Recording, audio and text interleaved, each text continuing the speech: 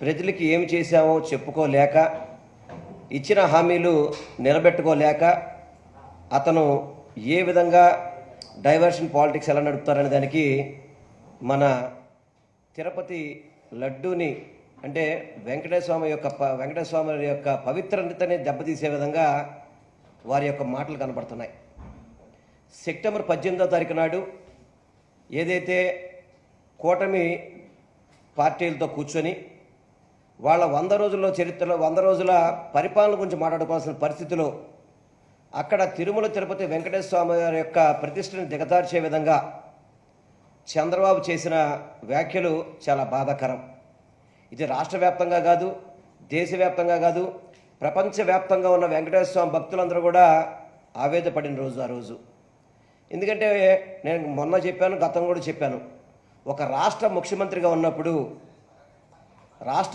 ఉన్న వ్యక్తి ఆరోపణలు కాదు చేయాల్సింది, నిజ నిజాలు తెలియచేసి ఆధారాలతో అక్కడ చర్యలు తీసుకోవాల్సిన బాధ్యత గౌరవనీయులు నారా చంద్రబాబు నాయుడు గారికి, కూటమి ప్రభుత్వానికి ఉంది.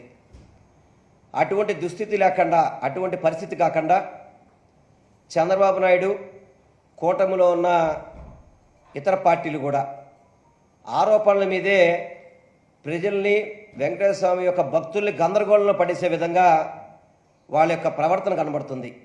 వీళ్ళు అధికారంలో ఉన్నారా, ప్రతిపక్ష పార్టీగా ఉన్నారా అనేది వాళ్ళందరూ కూడా తెలుసుకోవాల్సిన విషయం. అధికారంలో ఉంటే ఈ తప్పు ఎప్పుడు జరిగింది, ఈ తప్పు నిజంగా జరిగిందా జరగలేదా, జరిగితే దీనికి బాధ్యులు ఎవరు, దీని మీద చర్యలు ఏవి అనేది ఈ రోజు వరకు కూడా మీకు ఏమన్నా చర్యలు కనబడుతున్నాయి అసలు ఎవరైనా కానీ? ఈ రోజు వరకు కూడా ఏదో 18వ తారీఖు నాడు చంద్రబాబు మాట్లాడేశాడు, ఇది ప్రపంచవ్యాప్తంగా కూడా జరిగితే ఇప్పుడు సిట్ అని చెప్పనేసి దాని మీద ఎంక్వైరీ అని చెప్పని ఏదో కంటి తుడుపుగా మాట్లాడే విధంగా ఈరోజు సిట్ అని చెప్పని పైన కొండ మీద అడావుడి చేస్తున్నారు. ఇది ఎంత మాత్రం కూడా సమంజసం కాదు. మీ దగ్గర ఆధారాలతో సహా గనక ఇది తప్పు జరిగింది అని చెప్పని ముఖ్యమంత్రి స్థాయిలో మాట్లాడిన వ్యక్తి సిట్లో ఎంక్వైరీ ఏంటి అసలుకి? ఈ పార్టీకి చర్యలు తీసుకోవద్దా? ఎవరైతే బాధ్యులయ్యారో వాళ్ళ మీద అధికారులు కావచ్చు, అదేవిధంగా ఏదైతే ఈ సంస్థ ద్వారా కావచ్చు, వాళ్ళ మీద ఏం చర్యలు తీసుకున్నారు? 2 నెలల తర్వాత వెళ్ళి ఊరికే పోలీస్ స్టేషన్లో కంప్లైంట్ ఇస్తారా? ఇప్పటిదాకా ఎందుకు అరెస్ట్ చేయలేదు ఆ కంపెనీని? ఆ కంపెనీ తప్పు చేసింది అని చెప్పని మీ దగ్గర ఆధారాలతో తేలినప్పుడు ఎందుకు మీరు దాని మీద చర్యలు తీసుకోలేదు ఆ కంపెనీ మీద?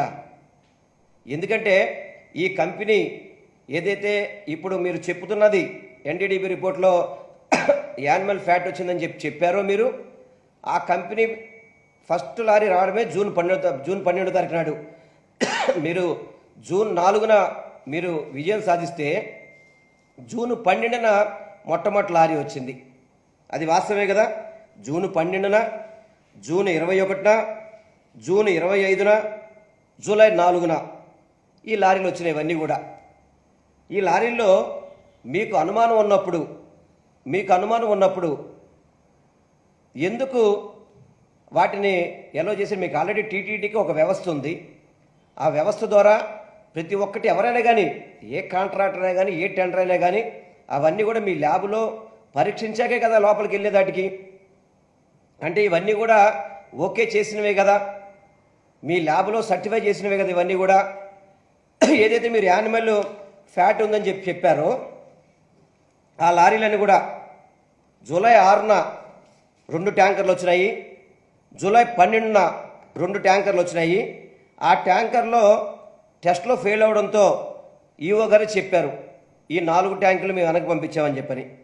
కానీ చంద్రబాబు దీన్ని వాడామంటాడు. ఎట్లా ఇది? ఈఓ గారికిను అతని మాటలకి పొంతం లేకపోతే ఏ విధంగా సమంజసం ఇది?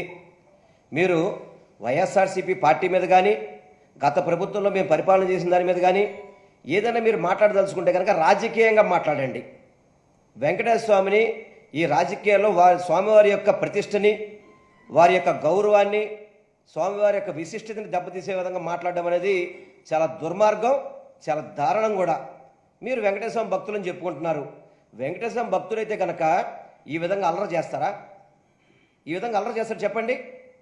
మీరు కావచ్చు, గౌరవనీయులు డిప్యూటీ సీఎం గారు కావచ్చు, భారతీయ జనతా పార్టీ మీ కూటమిలో ఉన్న పార్టీ నాయకులు కావచ్చు, మీరందరూ అధికారంలో ఉన్నారు. మీరందరూ కూడా డిప్యూటీ సీఎం గారేమో 2 అడుగులు ముందుకేసి సనాతన ధర్మాన్ని ఈయనే కనుక్కున్న విధంగా ఈరోజు మనకు కనబడుతుంది. అంటే సనాతన ధర్మం అంటే పవన్ కళ్యాణ్ గారి దగ్గర నుంచే పుట్టింది, అంతకుముందు ఎప్పుడు లేదు సనాతన ధర్మం అంటే. మరి నాకు తెలియదు. మరి మేమందరం కూడా హిందూ మతం ఆచరిస్తాము, మేము అన్ని రకాల స్వామి దీక్షలు చేశాము. మీలాగా మేము దీక్ష చేసుకుని చెప్పులు వేసుకునే పరిస్థితి ఎక్కడ చూడలే. మరి మేము దీక్షలో చెప్పులు వేసుకునే పరిస్థితి చూడలా. సనాతన ధర్మంలో దీక్ష చేసుకుంటే చెప్పులు వేసుకుని తిరగడం అనేది అది మీకు మాత్రమే కనబడుతుంది, గౌరవ డిప్యూటీ సీఎం గారికి. ఇదే దీక్ష అంటే? దీక్ష చేసినప్పుడు సినిమా షూటింగ్లు ఎందుకంటే అసలు నాకు అర్థం కాదు. ఈ 10 రోజులు మీరు దీక్షలు చేసుకోలేరా? అసలు పశ్చాత్తాప దీక్ష ఎవరు చేస్తారండి? అసలుకి ఎవరు చేస్తారు చెప్పండి? తప్పు చేసిన వారు పశ్చాత్తాప దీక్ష చేస్తారు. చంద్రబాబు నాయుడు తప్పు చేశాడు కాబట్టే పవన్ కళ్యాణ్ గారు వెంకటేశ్వర స్వామి మీద తప్పుడు ఆరోపణలు చేసి ఆ లడ్డూ మీద తప్పుడు ఆరోపణలు చేశారు కాబట్టే గౌరవ డిప్యూటీ సీఎం గారు పశ్చాత్తాప దీక్ష అని చెప్పని వారు చేస్తున్నారు. ఆ దీక్షనైనా కరెక్ట్గా చేస్తున్నారా? చెప్పులేసుకుని చేసే దీక్ష ఏంటంటే నాకు అర్థం కావట్లేదు. మేము కూడా అనేక సార్లు అయ్యప్ప మాల వేసుకున్న వాళ్ళమే, చిన్నప్పటి నుంచి అయ్యప్ప స్వామి దగ్గరికి వెళ్ళాం, అన్ని దేవాలయానికి వెళ్ళిన వాళ్ళమే. కానీ చెప్పులు వేసుకొని దీక్ష చేసుకునే పరిస్థితి మేము ఎక్కడ చూడలేదు. మరి అది మేము చూడలేదు నిజంగా. అది దయచేసి సనాతన ధర్మాన్ని కాపాడే డిప్యూటీ సీఎం గారు, మీరు కూడా సనాతన ధర్మాన్ని కాపాడాలనుకున్నప్పుడు వాటిని ఆచరించే విధంగా మీరు ఉండాలని మాత్రం నేను మనస్ఫూర్తిగా కోరుకుంటున్నాను. అదేవిధంగా